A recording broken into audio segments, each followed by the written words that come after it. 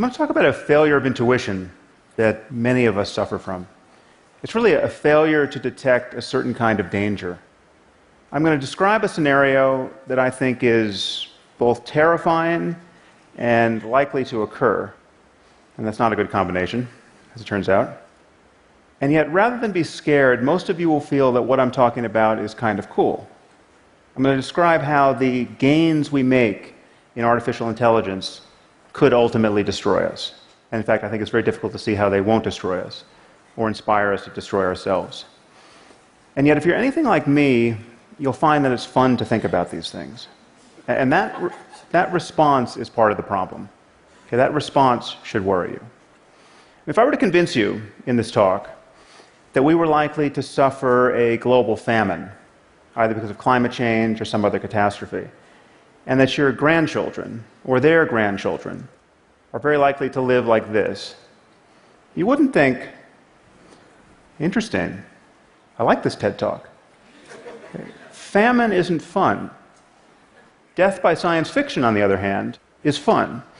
And one of the things that worries me most about the development of AI at this point is that we seem unable to marshal an appropriate emotional response to the dangers that lie ahead. I'm unable to marshal this response, and I'm giving this talk. It's as though we stand before two doors. Behind door number one, we stop making progress in building intelligent machines. Our computer hardware and software just stops getting better for some reason. Now take a moment to consider why this might happen. I mean, given how valuable intelligence and automation are, we will continue to improve our technology if we are at all able to. What could stop us from doing this? A full-scale nuclear war? A global pandemic? An asteroid impact? Justin Bieber becoming president of the United States?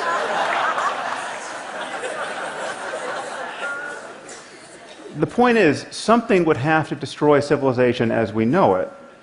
Okay, you have to imagine how bad it would have to be to prevent us from making improvements in our technology permanently, generation after generation. Almost by definition, this is the worst thing that's ever happened in human history. So the only alternative, and this is what lies behind door number two, is that we continue to improve our intelligent machines year after year after year. And at a certain point, we will build machines that are smarter than we are. And once we have machines that are smarter than we are, they will begin to improve themselves. And then we risk what the mathematician I.J. Good called an intelligence explosion, that the process could get away from us. Now, this is often caricatured, as I have here, as a fear that armies of malicious robots will attack us. But that isn't the most likely scenario. It's not that our machines will become spontaneously malevolent. The concern is really that we will build machines that are so much more competent than we are that the slightest divergence between their goals and our own could destroy us. Just think about how we relate to ants. Okay, we don't hate them. We don't go out of our way to harm them. In fact, sometimes we take pains not to harm them. We step over them on the sidewalk. But whenever their presence seriously conflicts with one of our goals, let's say when constructing a building like this one, we annihilate them without a qualm. Okay, the concern is that we will one day build machines that, whether they're conscious or not, could treat us with similar disregard. Now, I suspect this seems far-fetched to many of you. I bet there are those of you who doubt that superintelligent AI is possible, much less inevitable. Right, but then you must find something wrong with one of the following assumptions, and there are only three of them. Okay. Intelligence is a matter of information processing in physical systems. Okay, actually, this is a little bit more than an assumption, but we have already built narrow intelligence into our machines, and many of these machines perform at a level of superhuman intelligence already. And we know that mere matter can give rise to what is called general intelligence, an ability to think flexibly across multiple domains, because our brains have managed it, right? I mean, there's just atoms in here. And as long as we continue to build systems of atoms that display more and more intelligent behavior, we will eventually, unless we are interrupted, we will eventually build general intelligence into our machines. It's crucial to realize that the rate of progress doesn't matter. Any progress is enough to get us into the end zone. We don't need Moore's law to continue. We don't need exponential progress. We just need to keep going. The second assumption is that we will keep going. We will continue to improve our intelligent machines. And given the value of intelligence, intelligence is either the source of everything we value, or we need it to safeguard everything we value. It is our most valuable resource. So we want to do this. I mean, we have problems that we desperately need to solve. We want to cure diseases like Alzheimer's and cancer. We want to understand economic systems. We want to improve our climate science. So we will do this if we can. The train is already out of the station, and there's no brake to pull. Finally, we don't stand on a peak of intelligence, or anywhere near it, likely. And this really is the crucial insight. This is what makes our situation so precarious. And this is what makes our intuitions about risk so unreliable. Now just consider the smartest person who has ever lived. On almost everyone's short list here is John von Neumann. I mean, the impression that von Neumann made on the people around him, and this included the greatest mathematicians and physicists of his time, is fairly well documented. I mean, if only half the stories about him are half true, there's no question he's one of the smartest people who's ever lived. So consider the spectrum of intelligence. Okay, we have John von Neumann, and then we have you and me, and then we have a chicken. Sorry, a chicken. There's no reason for me to make this talk more depressing than it needs to be. It seems overwhelmingly likely, however, that the spectrum of intelligence extends much further than we currently conceive.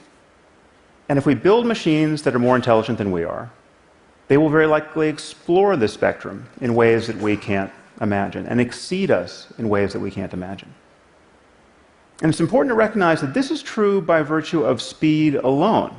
Right? So imagine we just built a super intelligent AI, right, that was no smarter than your average team of researchers at Stanford or at MIT. Well, electronic circuits function about 1 million times faster than biochemical ones.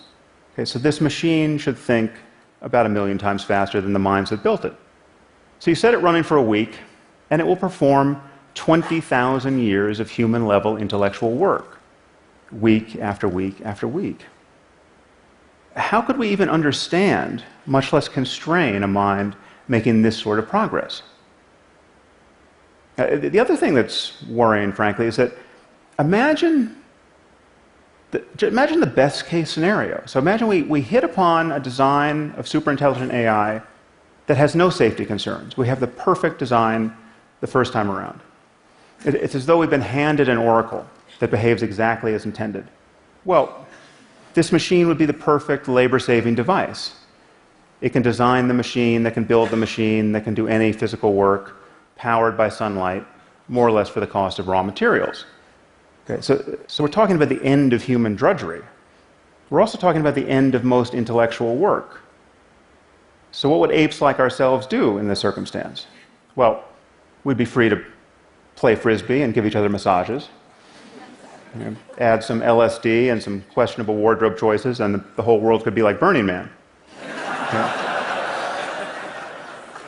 Now, that might sound pretty good, but ask yourself, what would happen under our current economic and political order? Okay, it seems likely that we would witness a level of wealth inequality and unemployment that we have never seen before, absent a willingness to immediately put this new wealth to the service of all humanity. Okay, well, a few trillionaires could grace the covers of our business magazines, while the rest of the world would be free to starve. And what would the Russians or the Chinese do if they heard that some company in Silicon Valley was about to deploy a superintelligent AI? This machine would be capable of waging war, right, whether terrestrial or cyber, with unprecedented power. This is a winner-take-all scenario. To be 6 months ahead of the competition here is to be 500,000 years ahead at a minimum. Okay, so it seems that even mere rumors of this kind of breakthrough could cause our species to go berserk. Now, one of the most frightening things, in my view, at this moment, are the kinds of things that AI researchers say when they want to be reassuring. And the most common reason we're told not to worry is time. This is all a long way off, don't you know? This is probably 50 or 100 years away. One researcher has said, worrying about AI safety is like worrying about overpopulation on Mars. Okay, this is the Silicon Valley version of, don't worry your pretty little head about it. Okay, no one seems to notice that referencing the time horizon is a total non sequitur. Okay, if intelligence is just a matter of information processing, and we continue to improve our machines, we will produce some form of superintelligence. And we have no idea how long it will take us to create the conditions to do that safely. Let me say that again. We have no idea how long it will take us to create the conditions to do that safely. And if you haven't noticed, 50 years is not what it used to be. I mean, this is 50 years in months. This is how long we've had the iPhone. This is how long The Simpsons has been on television. 50 years is not that much time to meet one of the greatest challenges our species will ever face. And once again, we seem to be failing to have an appropriate emotional response to what we have every reason to believe is coming. The computer scientist Stuart Russell has a nice analogy here. He said, imagine that we received a message from an alien civilization, which read, "People of Earth, we will arrive on your planet in 50 years. Get ready." And now we're just counting down the months until the mothership lands. Okay. We would feel a little more urgency than we do. Another reason we're told not to worry is that these machines can't help but share our values because they will be literally extensions of ourselves. They'll be grafted onto our brains and will essentially become their limbic systems. Now, take a moment to consider that the safest and only prudent path forward recommended is to implant this technology directly into our brains. Now, this may in fact be the safest and only prudent path forward, but usually one's safety concerns about a technology have to be pretty much worked out before you stick it inside your head. Okay. The deeper problem is that building superintelligent AI on its own seems likely to be easier than building superintelligent AI and having a completed neuroscience that allows us to seamlessly integrate our minds with it. And given that the companies and governments doing this work are likely to perceive themselves to be in a race against all others, given that to win this race is to win the world, provided you don't destroy it in the next moment, then it seems likely that whatever is easier to do will get done first. Now, unfortunately, I don't have a solution to this problem, apart from recommending that more of us think about it. I think we need something like a Manhattan Project on the topic of artificial intelligence. Not to build it, because I think we'll inevitably do that, but to understand how to avoid an arms race and to build it in a way that is aligned with our interests.